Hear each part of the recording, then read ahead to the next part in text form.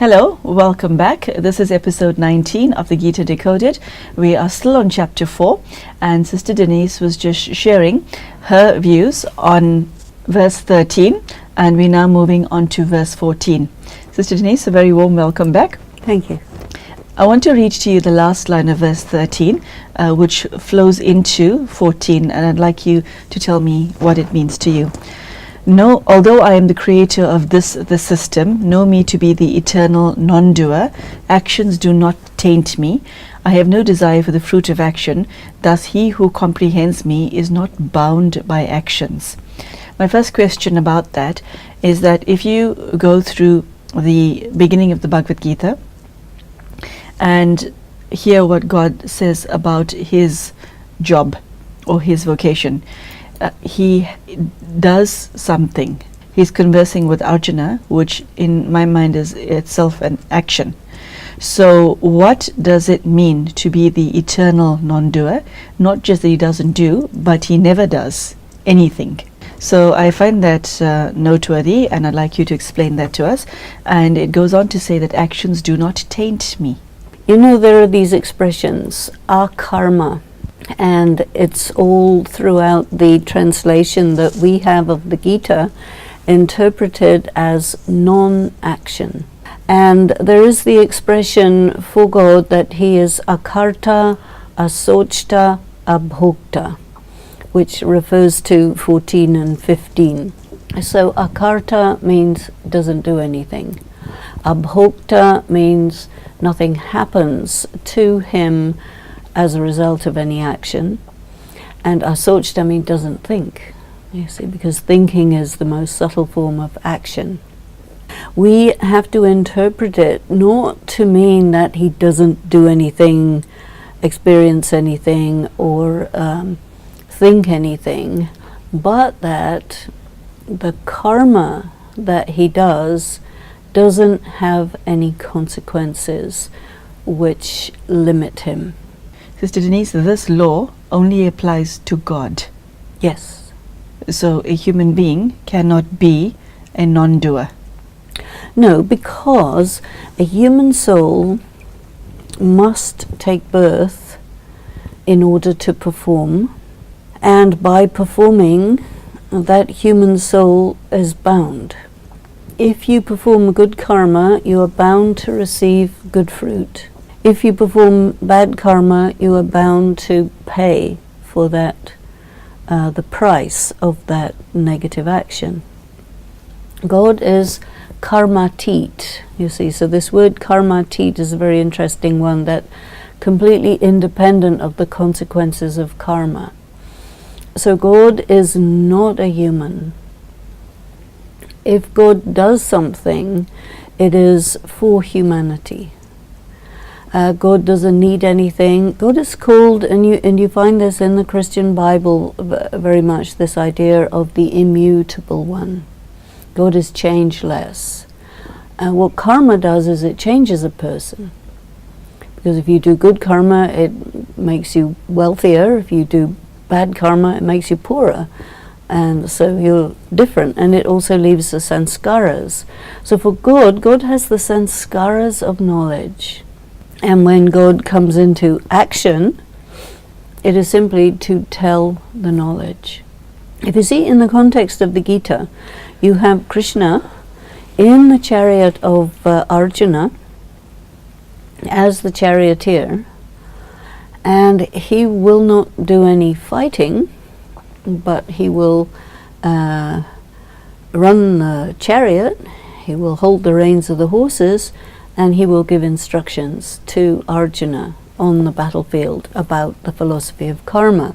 God is bound to give knowledge, because the problem for humanity is ignorance, and God is the knowledgeful one.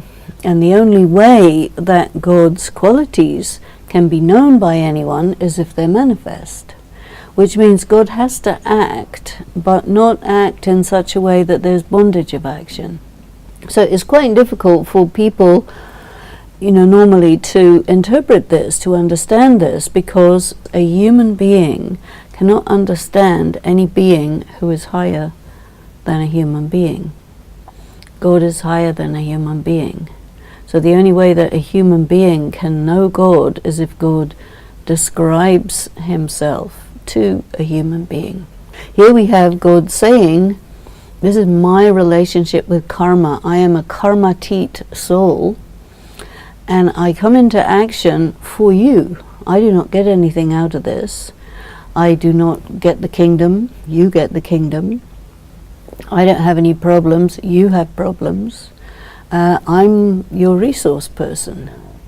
And so he's called Deus ex machina. He's outside the machinery. It is described in this way, but we have to interpret it. We have to understand what that actually means. The next shloka that was of interest to me is a question. What is action and what is inaction?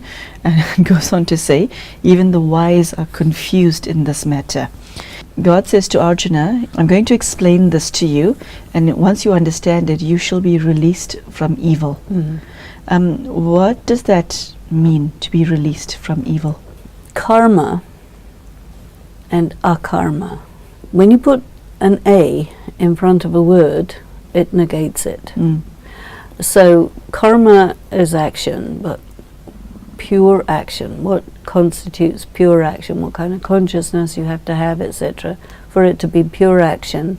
In Brahma Kumari's Raj Yoga, we never say akarma means non-action. We say there is sukarma, pure action, vikarma, impure action, and akarma is neutral action. Why it says that people don't understand about this, people get confused about this, because they can't imagine what would be an action that doesn't have any consequences. And then this is why also it brings in the idea of action that is sacrifice. Because an action that is done under the instructions of God, for God, in the consciousness of being an instrument, is about the closest thing you can get to an action which is the most neutral. We also look at this idea of, according to the gunas, when your soul is in a pure state, your sato pradhan soul, in the golden age, the Sat Yuga, the world of truth, and there your karma is neutral. Because the fruit of what you did in the previous confluence age is such that you are almost on automatic pilot, and that continues for 21 births. And then you go to the what we call the Copper Age, Dwapar Yuga, where things split into two, and this is where you have this concept of duality, where there is this conflict between soul and body, and that you are a soul, but you're in consciousness of the body. So you're split against yourself. And this is when negative karma arises. So negative karma carries on for the second half of the cycle, the Copper Age, the Iron Age, the Dwapar Yuga, the Kali Yuga. Now how are you going to go from totally depleted, totally dark, totally in negativity, to the opposite, the Golden Age? Now, we don't say that there is pure karma in the Golden Age and Silver Age. We say there is pure karma in the Confluence Age. So the time when God is explaining pure karma is also mentioning here, you'll be released from evil. So evil means the force of negativity. We also feel that the knowledge of the Gita absolutely applies to the present day world. In the present day world, people have accumulated over many, many births a lot of negative karma. So everyone is in debt, everyone has lives in the atmosphere. I mean, if you can imagine, if you could hear all the negative thoughts and feelings of all the people on earth, it'd be awful. But that's the atmosphere in which we live, because it goes out into the air, and it's a sort of a pollution that we live in. that affects people. Some people are very sensitive to vibrations, and they can't operate in bad vibrations. God comes in that, and you're in that. And he says, okay, you have to resist. In a sense, fighting means you have to resist all this negativity. You have to neutralize it. And you neutralize it by performing pure karma. So pure karma occurs only in this short period that we call the confluence age. And the result of that is the evil is completely neutralized. So this is how I interpret you'll be released from evil. The next shloka that grabbed my attention is one that reintroduces the subject of excluding desire and motive. He who has excluded desire and motive from all his enterprises and has consumed his karma in the fire of knowledge, him the wise men call a sage. Now, Sister Denise, the thread that one picks up in chapter 4 is that God is saying, pay very careful attention to your karma. Why is it so difficult to understand this firstly, and more importantly, look at your own life and put it into practice? If you do well at something and you get success, it's going to corrupt you. Whoa, hold on. Yes, you can't say something like that and expect me not to ask another question. You have to repeat that, please. If you do well at something, suppose you're in a spiritual practice, you do well, it's going to corrupt you. Okay, Sister Denise, here's the thing. Mr. X is a cardiothoracic surgeon, and he's absolutely brilliant at it. Are you saying in that scenario his success will corrupt him as well? Well, it can very easily, yes. How so? Well, because you start getting money, perks, bribes, presents, lots of nice looking ladies around you, So success is a problem. So or you start getting greedy. Everything I do has to turn into money. I want to be a super multi-millionaire. It is very difficult for a person to be very successful and remain detached and remain simple and not get into all these temptations that come. Even you do a spiritual practice, you become successful, it is completely capable of corrupting you. what causes the corruption? Greed. The desire for more. Yeah. Everybody around you, oh, you're wonderful, marvelous, and fantastic. Well, have a nice Ferrari, So, Sister Denise, is the success the problem or the ego behind the success?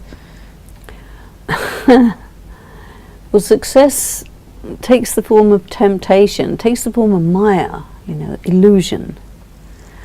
Because you see, okay, suppose you engage in spiritual practice, and we see this a lot. There's a lot of people, they engage in spiritual practice, they become successful, they get corrupted. They start doing the opposite of what they're supposed to be doing. And then there's a big scandal. And they fall.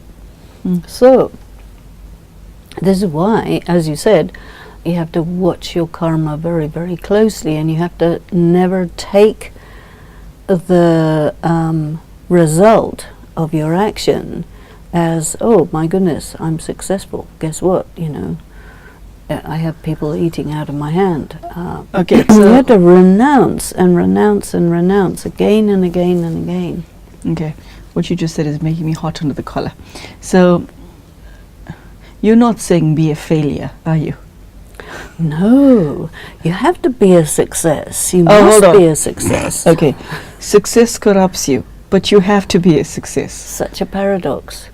But you must never take it as, I am successful. It's that ego. You're asking about ego. It is the ego that gets puffed up with success, and this is why one has to be neutral around success and failure, you see, because in a way you're better off if you fail a lot.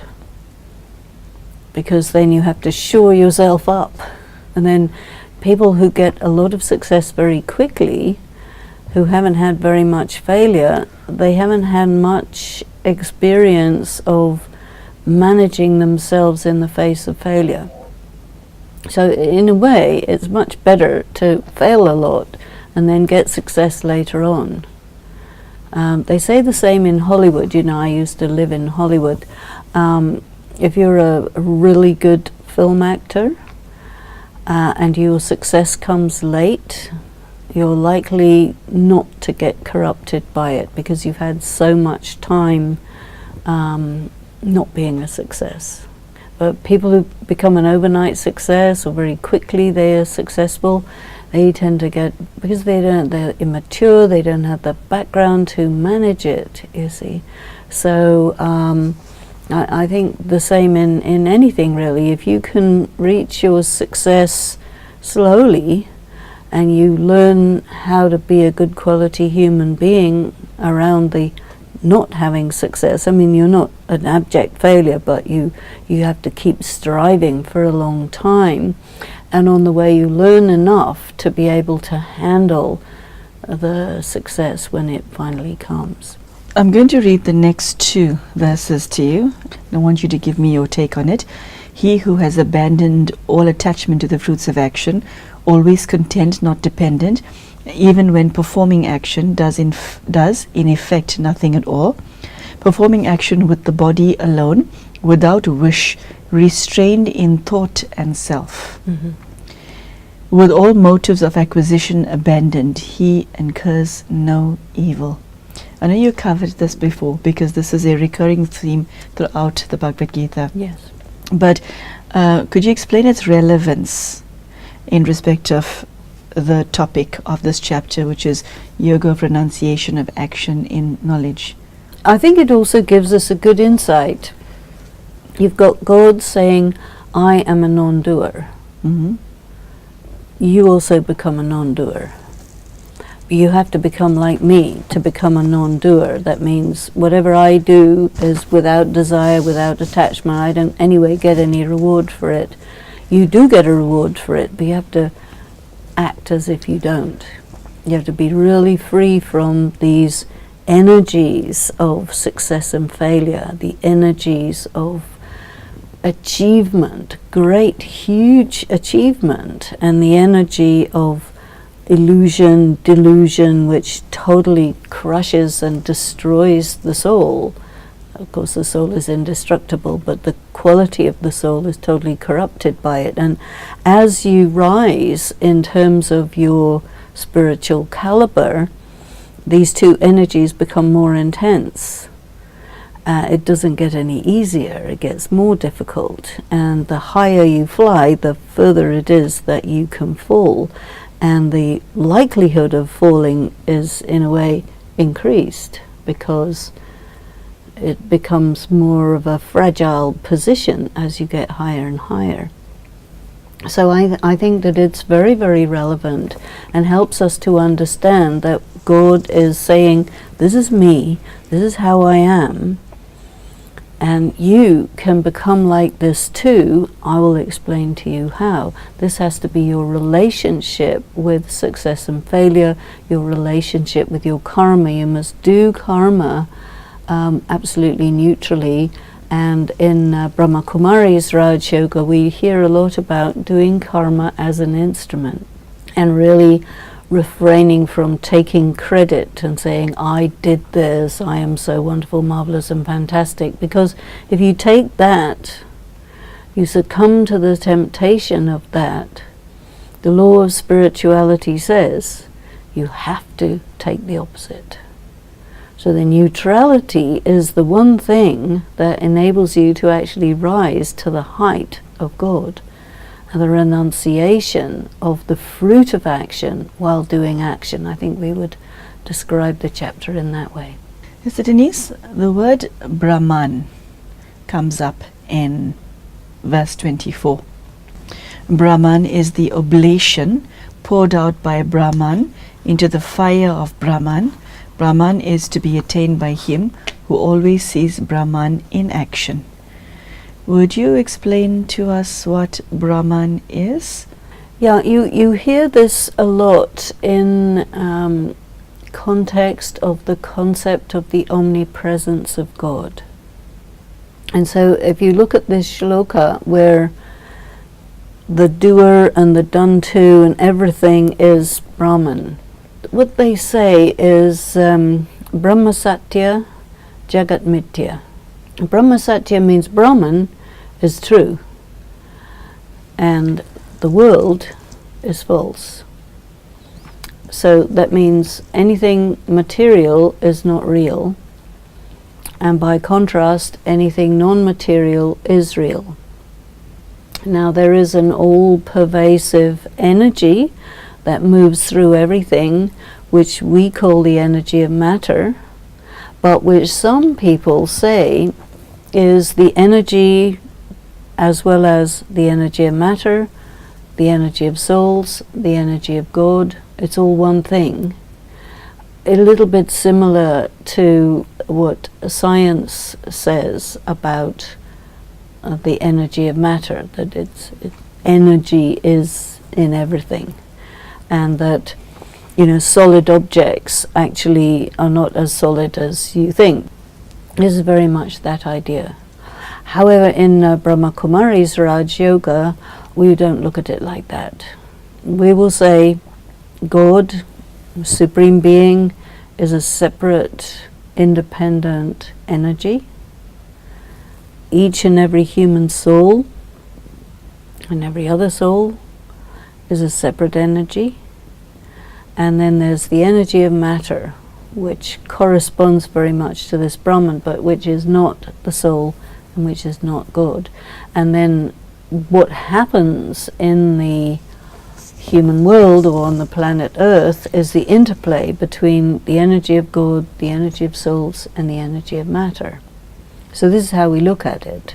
So this verse would correspond, I suppose, to the Vedic concept of things.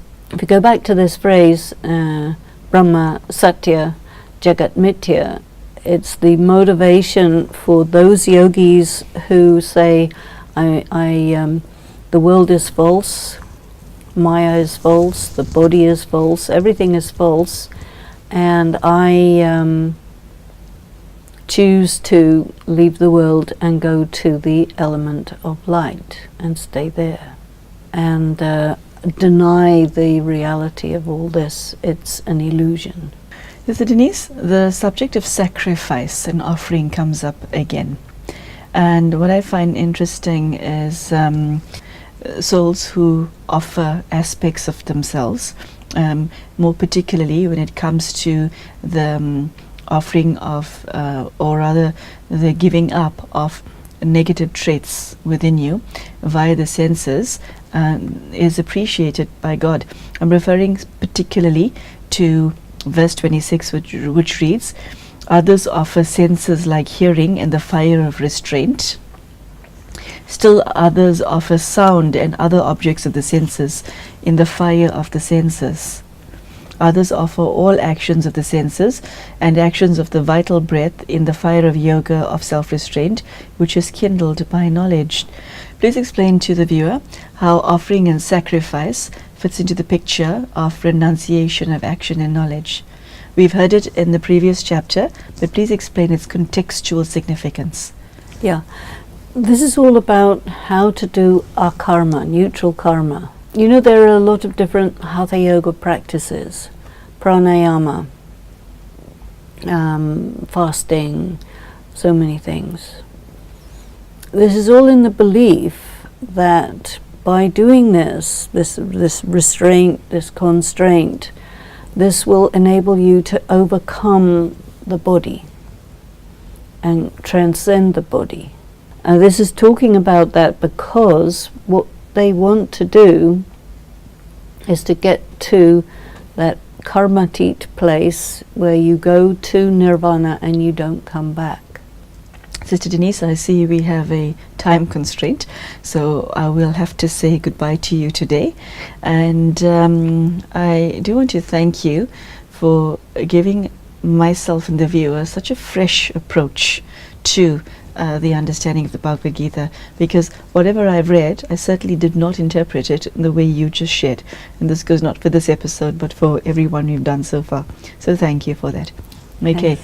so there you go. Sister Denise has shared her views on what is meant by offering, what is meant by sacrifice, how she understands the various shlokas contained in this part of chapter 4.